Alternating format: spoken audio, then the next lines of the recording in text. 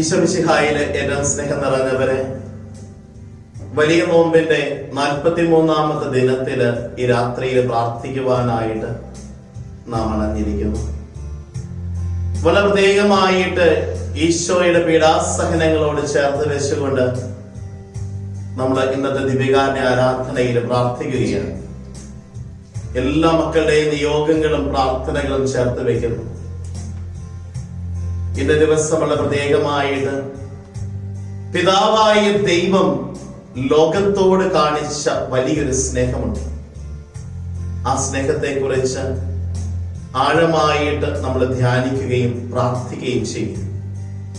നമുക്കൊന്ന് ചേർന്ന് മുട്ടുകുത്താം, കരങ്ങളെ കുത്താം. ദിവ്യകാരുണ്യനാഥനെ ഏറ്റവും സ്നേഹത്തോടെ നമ്മുടെ മധ്യത്തിലേക്ക് സ്വീകരിക്കാം.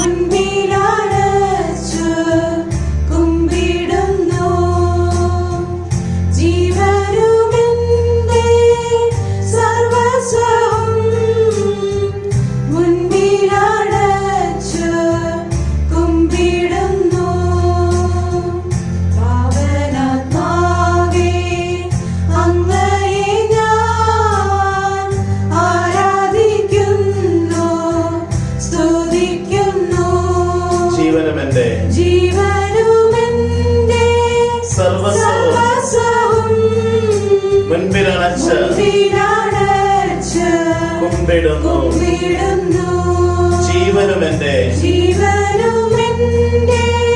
സർവസ്വവും മുൻപിലണച്ച് കുമ്പിടുന്നു.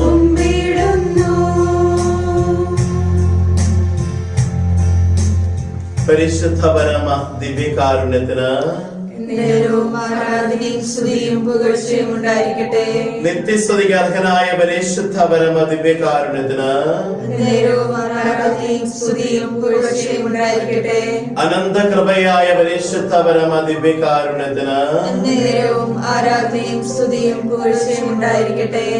തമ്പുരാന്റെ തിരുസന്നിധിയിൽ നമ്മളായിരിക്കുകയായി. ഈ രാത്രിയിൽ അവന്റെ സ്നേഹത്തെ അനുഭവിക്കുവാനായിട്ട് ഇന്ന ദിവസം വളരെ പ്രത്യേകമായിട്ട് നമ്മൾ ധ്യാനിക്കുകയാണ്. പിതാവായ ദൈവം ലോകത്തോട് കാട്ടിയ ഏറ്റവും വലിയ സ്നേഹമാണ് ഈശോ തമ്പുരാൻ. പിതാവായ ദൈവം ലോകത്തെ അത്രമാത്രം സ്നേഹിച്ചു, തന്റെ ഏകജാതനെ നൽകുവാൻ തക്കവണ്ണം. ഈ നിമിഷം വളരെ പ്രത്യേകമായിട്ട് ദൈവവചനം നമുക്ക് ശ്രദ്ധിക്കാം. വിശുദ്ധ ലൂക്കാ അറിയിച്ച സുവിശേഷം 20-ാം അധ്യായം 9 മുതലുള്ള വാക്യങ്ങൾ. അവൻ ജനങ്ങളോട് ഈ ഉപമ പറഞ്ഞു. ഒരു മനുഷ്യൻ ഒരു മുന്തിരിത്തോട്ടം നട്ടുപിടിപ്പിച്ചു. അത് കൃഷിക്കാരെ ഏൽപ്പിച്ചതിന് ശേഷം ദീർഘനാളത്തേക്ക് അവിടെ നിന്ന് പോയി. സമയമായപ്പോൾ മുന്തിരിപ്പഴങ്ങളിൽ നിന്ന് ഓഹരി ലഭിക്കേണ്ടതിന് അവൻ ഒരു ഭൃത്യനെ കൃഷിക്കാരന്റെ അടുത്തേക്ക് അയച്ചു. എന്നാൽ കൃഷിക്കാർ അവനെ അടിക്കുകയും വെറും കൈയോടെ തിരിച്ചയക്കുകയും ചെയ്തു. അവൻ മറ്റൊരു ഭൃത്യനെ അയച്ചു.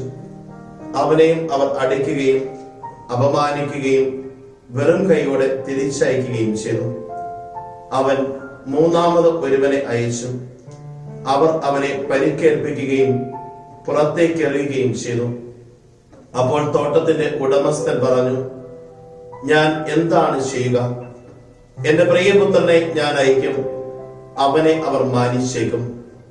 പക്ഷേ കൃഷിക്കാർ അവനെ കണ്ടപ്പോൾ പരസ്പരം പറഞ്ഞു, ഇവനാണ് അവകാശി, ഇവനെ നമുക്ക് കൊന്നുകളയാം, അപ്പോൾ അവകാശം നമ്മുടേതാകും. അവർ അവനെ മുന്തിരിത്തോട്ടത്തിന് വെളിയിലേക്ക് എറിഞ്ഞ് കൊന്നുകളഞ്ഞു. ആകയാൽ മുന്തിരിത്തോട്ടത്തിന്റെ ഉടമസ്ഥൻ അവരോട് എന്തു ചെയ്യും? അവൻ വന്ന് ആ കൃഷിക്കാരെ നശിപ്പിക്കുകയും മുന്തിരിത്തോട്ടം മറ്റാളുകളെ ഏൽപ്പിക്കുകയും ചെയ്യും. അവർ അത് കേട്ടപ്പോൾ ഇത് സംഭവിക്കാതിരിക്കട്ടെ എന്ന് പറഞ്ഞു. യേശു അവരെ നോക്കിക്കൊണ്ട് പറഞ്ഞു, പണിക്കാർ ഉപേക്ഷിച്ചു കളഞ്ഞ കല്ല് മൂലക്കല്ലായി തീർന്നു എന്ന് എഴുതപ്പെട്ടിരിക്കുന്നത് എന്താണ്? ആ കല്ലിന്മേൽ പതിക്കുന്ന ഏതൊരുവരും തകരും. അത് ആരുടെ മേൽ പതിക്കുന്നുവോ അവനെ അത് ധൂളിയാക്കും. തങ്ങൾക്ക് എതിരായിട്ടാണ് ഈ ഉപമ അവൻ പറഞ്ഞതെന്ന് നീപജ്ഞരും പ്രധാന പുരോഹിതന്മാരും മനസ്സിലാക്കി അവനെ കയ്യേറ്റം ചെയ്യാൻ ശ്രമിച്ചു. എന്നാൽ അവർ ജനങ്ങളെ ഭയപ്പെട്ടു.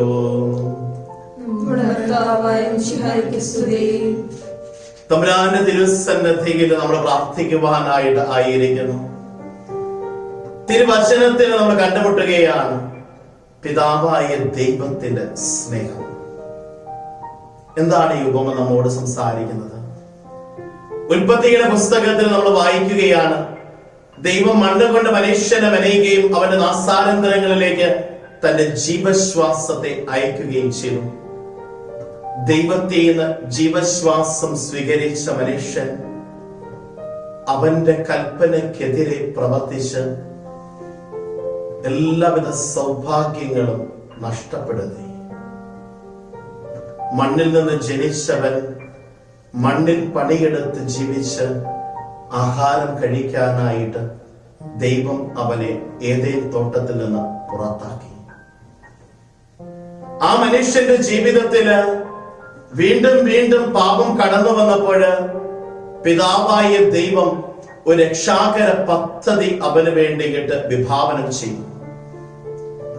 കാലാകാലങ്ങളിൽ തന്റെ പ്രവാചകന്മാരിലൂടെ, തന്റെ ദൈവജ്ഞരിലൂടെ, തന്റെ പുരോഹിതന്മാരിലൂടെ അവിടുന്ന് അവരെ വിശുദ്ധീകരിക്കുവാനായിട്ട് ഒന്നിനു പുറകെ ഒന്നായിട്ട് പദ്ധതികൾ ഒരുക്കി. അവസാനം തന്റെ ഏകപുത്രനെ ലോകത്തിന്റെ രക്ഷയ്ക്ക് വേണ്ടി നൽകിയ സ്നേഹം, ആ സ്നേഹത്തെ ലോകം ക്രൂശിലേക്ക്, അതിന്റെ നല്ല അനുസ്മരണത്തിലേക്കാണ് നമ്മൾ ഓരോരുത്തരും ഈ ദിവസങ്ങളിൽ പ്രാർത്ഥിച്ച് ഒരുങ്ങി പ്രവേശിക്കുന്നത്. ആ ശുശ്രൂഷകളുടെ വലിയൊരു കൃപ നമ്മുടെ ഓരോരുത്തരുടെയും ജീവിതം ഉണ്ടാകുവാനായിട്ട് നമ്മൾ പ്രാർത്ഥിച്ച് ഒരുങ്ങുകയാണ്. ഇന്നേ ദിവസം നമ്മൾ പ്രത്യേകമായിട്ട് നമ്മൾ ധ്യാനിക്കുകയാണ് പിതാവിന്റെ സ്നേഹം. പിതാവിന്റെ സ്നേഹം അത് പൂർണ്ണമായി പുത്രനിലൂടെ അവിടുന്ന് ലോകത്തിലേക്ക് നൽകി. ഈശോ പറയുകയാണ്, എന്നെ കാണുന്നവൻ പിതാവിനെ കാണുന്നു, എന്നെ അറിയുന്നവൻ പിതാവിനെ അറിയുന്നു. ഞാനും പിതാവും ഒന്നായിരിക്കുന്നത് പോലെ നിങ്ങൾ സ്നേഹത്തിൽ ഒന്നായിരിക്കുന്നതിന് വേണ്ടിയിട്ട് ഞാൻ നിങ്ങൾക്ക് വേണ്ടിയിട്ട് പ്രാർത്ഥിക്കും. ഈ നിമിഷം പിതാവിന്റെ ആ സ്നേഹത്താലും നമ്മൾ ഓരോരുത്തരും നിറയപ്പെടാനായിട്ട് തീക്ഷണമായിട്ട് ആഗ്രഹിച്ച് പ്രാർത്ഥിക്കണം. ഒരു നിമിഷം ഇരു കരങ്ങളും സ്വർഗത്തിലേക്ക് ഉയർത്തി ഒന്ന് ചേർന്ന് നമുക്ക് സ്തുതിച്ച് പ്രാർത്ഥിക്കാം. Hallelujah, hallelujah, hallelujah. യേശുവേ നന്ദി, യേശുവേ ആരാധന, യേശുവേ മഹത്വം, മഹത്വം, മഹത്വം, മഹത്വം. Hallelujah, hallelujah, hallelujah. യേശുവേ ആരാധന, യേശുവേ മഹത്വം, മഹത്വം, മഹത്വം, മഹത്വം, മഹത്വം, മഹത്വം, മഹത്വം. Hallelujah, hallelujah, hallelujah, hallelujah.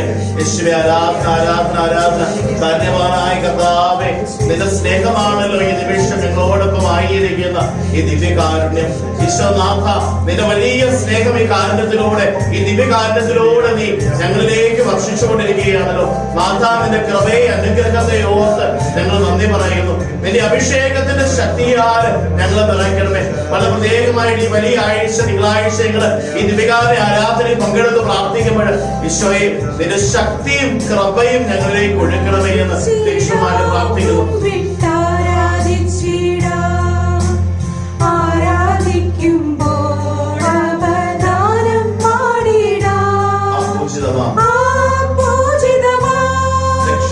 രക്ഷാനാമം വാഴ്ത്തിപ്പാടാം ആ പദമലരിൽ താണു വീണു വന്ദിച്ചിടാം. ആത്മനാഥ ഞാൻ നിന്നിൽ ചേരണം. എൻ മനസ്സിൽ നീ നീണാൾ വാഴേണം. ആത്മനാഥ ഞാൻ നിന്നിൽ ചേരണം. എൻ മനസ്സിൽ നീ നീണാൾ വാഴേണം. ഉൽപ്പത്തിയുടെ പുസ്തകം 1-ാം അധ്യായം 27-ാം വാക്യത്തിൽ നമ്മൾ പ്രകാരം വായിക്കുകയാണ്.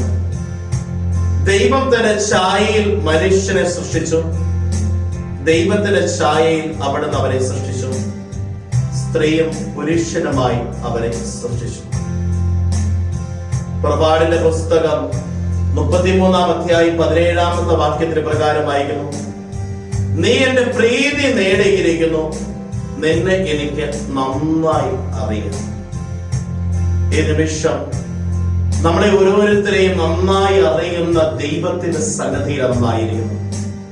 നമ്മുടെ വേദനകള്, നമ്മുടെ പ്രയാസങ്ങള്, നമ്മുടെ തകർച്ചകള്, നമ്മുടെ നൊമ്പരങ്ങള്, നമ്മുടെ ആകുലതകള്, നമ്മുടെ പ്രതിസന്ധികൾ അറിയുന്ന ദൈവത്തിന്റെ മുൻപിൽ നന്നായിരിക്കണം. ഈ നിമിഷം പൂർണ്ണമായിട്ട് തമ്പുരാന്റെ കയ്യിലേക്ക് നമുക്ക് സമർപ്പിക്കാം.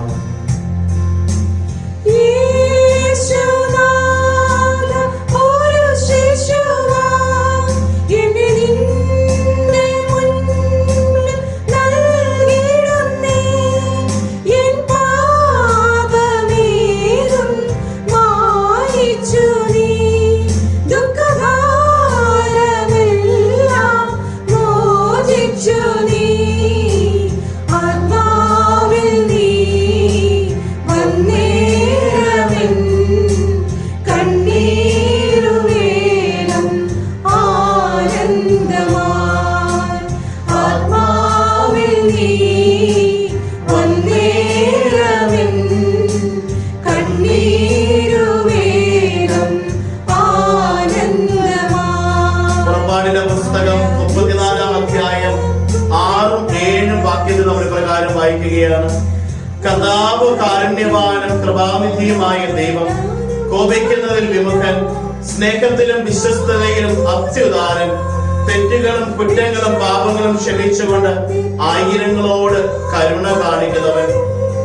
ഈ നിമിഷം ദീക്ഷമായിട്ട് പ്രാർത്ഥിക്കാം. ആത്മനാഥ ഞാൻ നിന്നിൽ ചേരണം. എൻ മനസ്സിൽ നീ നീണാൾ വാഴേണം. ആത്മനാഥ ഞാൻ നിന്നിൽ ചേരണം. എൻ മനസ്സിൽ നീ നീണാൾ വാഴേണം. ലേവ്യരുടെ പുസ്തകം 26-ാമത്തെ അധ്യായം 11-ാമത്തെ വാക്യം ഇപ്രകാരം പറയുന്നു. ഞാൻ എന്റെ കൂടാരം നിങ്ങളുടെ ഇടയിൽ സ്ഥാപിക്കും, ഞാൻ നിങ്ങളെ ഉപേക്ഷിക്കുകയില്ല. സംഖ്യയുടെ പുസ്തകം 14-ാമത്തെ അധ്യായം 18-ാമത്തെ വാക്യം പറയുകയാണ്. കർത്താവ് ക്ഷമാശീലനും അചഞ്ചല സ്നേഹം കവിഞ്ഞൊഴുകുന്നവനുമാണ്. അവിടുന്ന് അകൃത്യവും അപരാധങ്ങളും ക്ഷമിക്കുന്നവനാണ്. ഈ നിമിഷം നമുക്ക് തീക്ഷണമായിട്ട് പ്രാർത്ഥിക്കാം.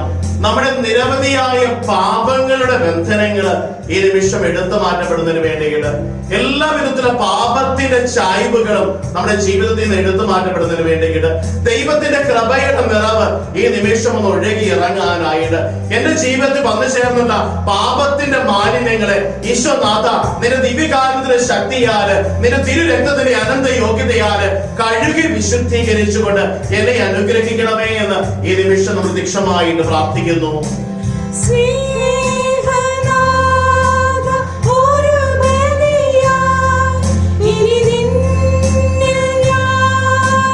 ജീവിക്കുന്നേ എന്റെ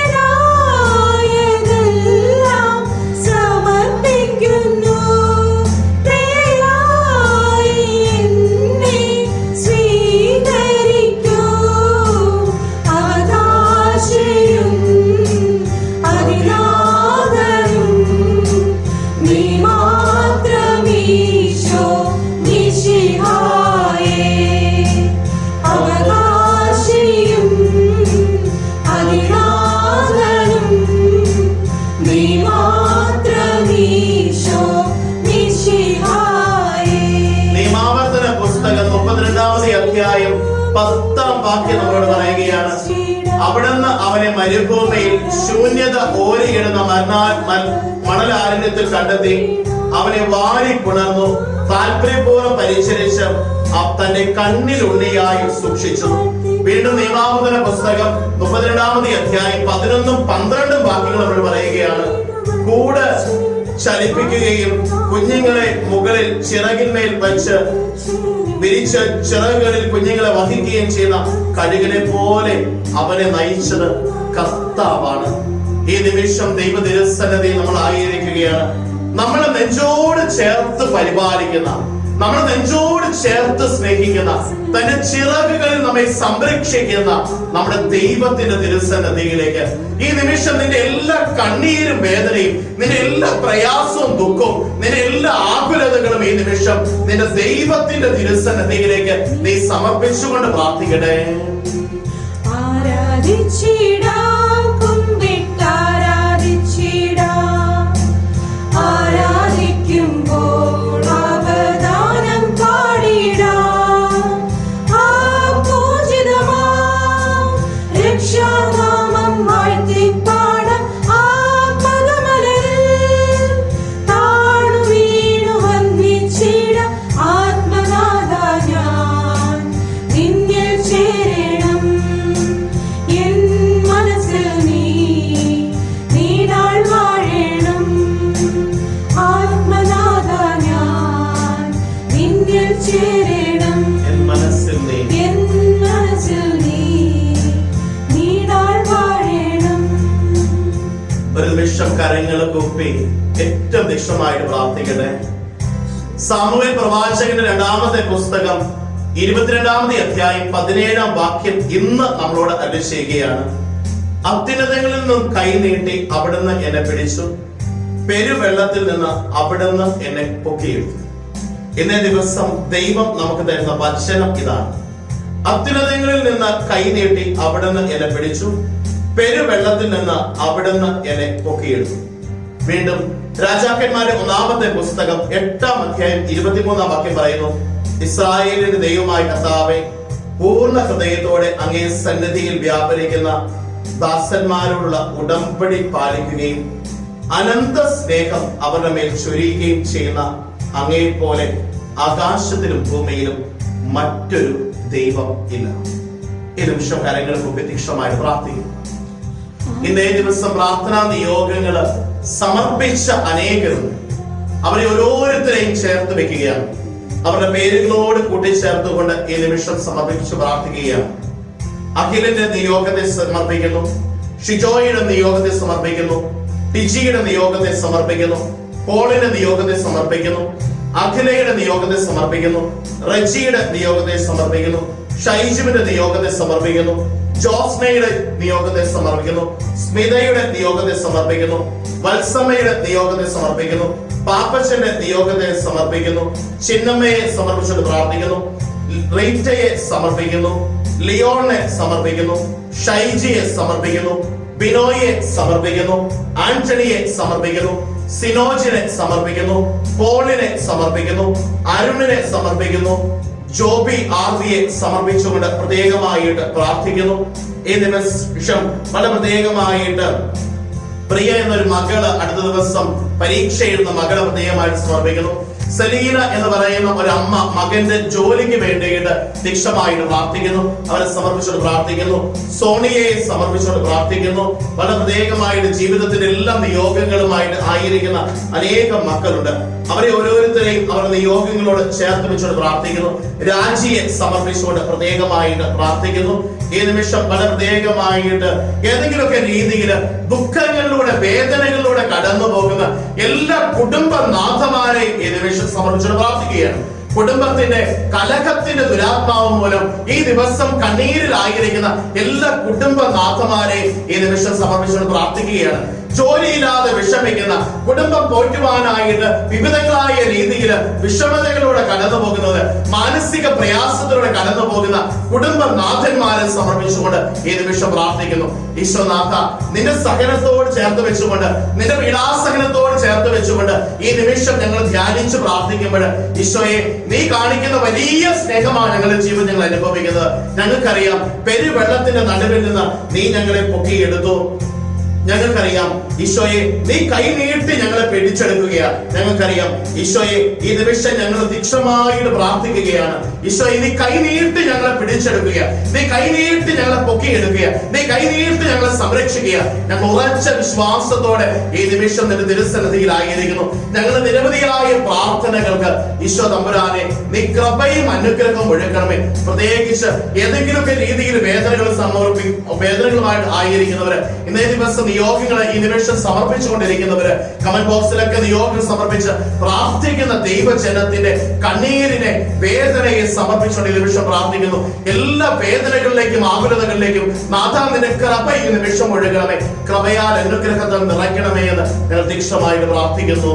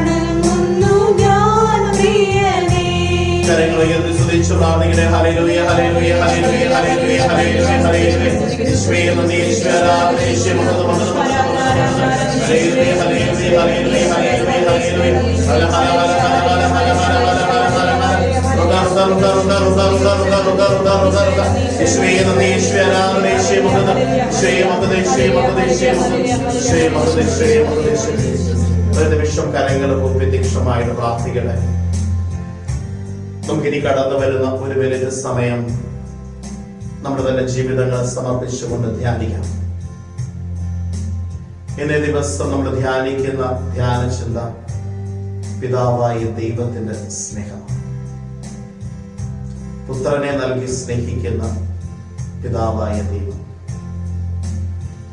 നമ്മളൊന്ന് ആലോചിച്ച് നോക്കുകയും നാളെ ഇന്ന് വരെ എത്രമാത്രം സ്നേഹം ദൈവം നമ്മളിലേക്ക് ചൊരിയും.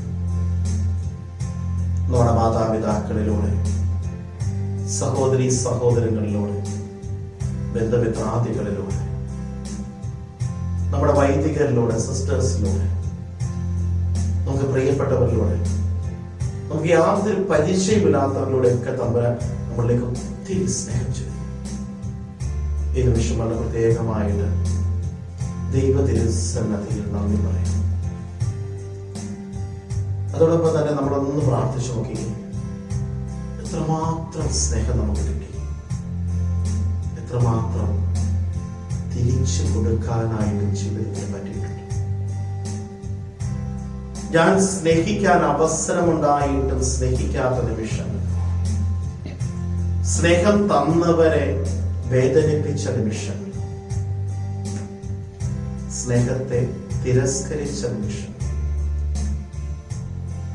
വിശുദ്ധമല്ലാത്ത സ്നേഹത്തില് അകപ്പെട്ടു പോയ നിമിഷം. സ്നേഹം വിശുദ്ധമാണ്. കാരണം ഈശോ പറയുകയാണ്, ഞാൻ സ്നേഹമാണ്. God is love. ദൈവം സ്നേഹമാണ്. വീണ്ടും വചനത്തിൽ യേശു പറയുകയാണ്, നല്ല ഇടയൻ ആടുകൾക്ക് വേണ്ടിയിട്ട് ജീവൻ സമർപ്പിക്കുന്നു. കാരണം അവൻ നല്ല ഇടയനും അവൻ ആടുകളെ സ്നേഹിച്ചിരുന്നു. ഇത് വിഷ്ണു ദൈവത്തിന്റെ സന്നദ്ധിയിൽ നമുക്ക് തീക്ഷ്ണമായിട്ട് പ്രാർത്ഥിക്കാം. ഈശോയെ, നിന്റെ സ്നേഹം കരകവിഞ്ഞൊഴുകുക ഞങ്ങളുടെ ജീവിതത്തിലേക്ക്. അതിനെ ഒട്ടും നഷ്ടപ്പെടുത്താതെ ആ സ്നേഹത്തിന്റെ തികവിൽ ജീവിക്കുവാൻ ഞങ്ങളെ പ്രാപ്തരാക്കണമേ എന്ന് പ്രാർത്ഥിച്ചുകൊണ്ട് നമുക്ക് എല്ലാവർക്കും മുട്ടുകുത്താം, കരങ്ങളെ കുത്താം. ദിവ്യകാരുണ്യ നാഥന്റെ ആശീർവാദത്തിനായി.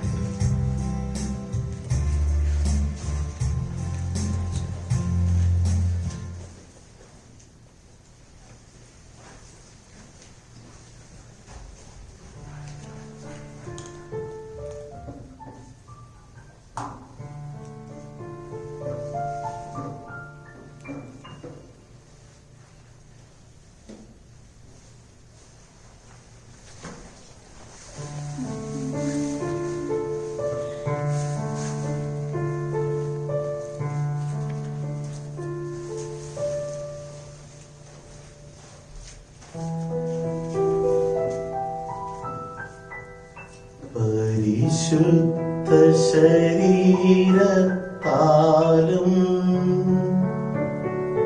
വിലയേറിയ രക്തത്താലും പാപത്തിൻ കറകളിൽ നിന്നും മർത്യനു നീ മോചനമേകി. സകലേശാ ദിവ്യകടാക്ഷം തൂകണമേ വത്സലസുതനിൽ. നിർമ്മലനായി ജീവിച്ചിടുവാൻ ചിന്തണമേ ദിവ്യവരങ്ങൾ.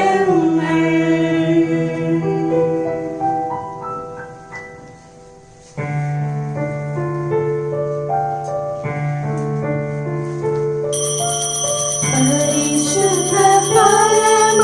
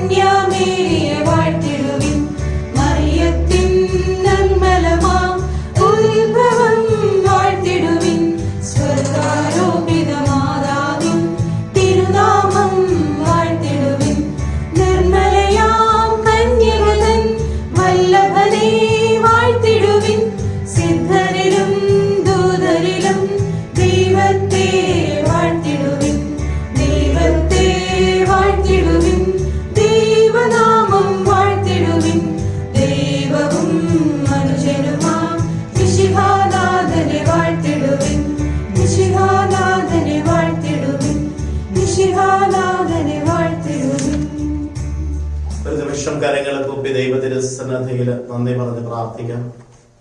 തമ്പുരാൻ ചൊരിഞ്ഞ എല്ലാ കൃപകളെ അനുഗ്രഹങ്ങളെ നന്ദി പറയാം. ഇന്നേ ദിവസം തമ്പുരാന്റെ സ്നേഹത്തെ കുറിച്ചുള്ള ആത്മാർത്ഥമായിട്ട് ധ്യാനിച്ച് പ്രാർത്ഥിക്കും. ഈ രാത്രിയിൽ ഈ പ്രാർത്ഥനയോടുകൂടെ നമുക്കായിരിക്കാം. ദൈവത്തിന്റെ സ്നേഹം അത് മാത്രം ധ്യാനിക്കാം. ദൈവമേ, നിന്റെ വലിയ സ്നേഹം പുത്രനായ യേശുവിന്റെ കൂടെ നീ എനിക്ക് തന്നതിനെ ഓർത്ത് ഞാൻ നിനക്ക് നന്ദി പറയുന്നു. നാളത്തെ ദിവസം നമ്മൾ ധ്യാനിക്കുന്നത് ഈശോയുടെ പീഡാസഹനങ്ങളാണ്. ഈ ലോക ജീവിതത്തിൽ തമ്പുരാൻ അനുഭവിച്ച സഹനങ്ങളെ കുറിച്ച് നമ്മൾ ധ്യാനിക്കുകയാണ്. ഈ രാത്രി നമ്മൾ ഉറങ്ങാനായിട്ട് പോകുമ്പോൾ നമുക്കൊരു നിമിഷം കരങ്ങളെ കൂപ്പി പ്രാർത്ഥിക്കാം.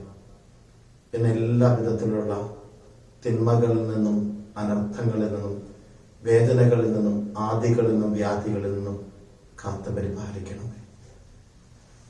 നമ്മുടെ കർത്താവ് ഈശോ മിശിഹായുടെ കൃപയും പിതാവായ ദൈവത്തിന്റെ സ്നേഹവും പരിശുദ്ധാത്മാവിന്റെ സഹവാസവും പരിശുദ്ധ അമ്മയുടെ പിതാവിന്റെയും പ്രാർത്ഥനകളും വിശുദ്ധ ഗീവർഗീസിന്റെയും വിശുദ്ധ അന്തോണീസിന്റെയും വിശുദ്ധ സെബസ്ത്യാനോസിന്റെയും പ്രാർത്ഥനാ സഹായങ്ങളും വിശുദ്ധ അൽഫോൻസാമയുടെയും വിശുദ്ധ പ്രേസ്യാമയുടെയും വിശുദ്ധ ജാബ്രേച്ചിന്റെയും വിശുദ്ധ മറിയന്ത്രേസിന്റെയും പ്രാർത്ഥനാ സഹായങ്ങളും നിങ്ങളുടെ പേരിന് കാരണഭൂതരായ വിശുദ്ധന്റെയും വിശുദ്ധയുടെയും പ്രാർത്ഥനാ സഹായങ്ങളും നിങ്ങളുടെ ഇടവക മധ്യസ്ഥയുടെയും പ്രാർത്ഥനാ സഹായങ്ങൾ സ്വർഗം നിങ്ങൾക്ക് സമാനമായി നൽകിയിരിക്കുന്ന നിങ്ങളുടെ കാവൽമാലാഖയുടെ സംരക്ഷണവും നിങ്ങൾ എല്ലാവരുടെ കൂടെ ഉണ്ടായിരിക്കട്ടെ, ഇപ്പോഴും എപ്പോഴും എന്നേക്കും.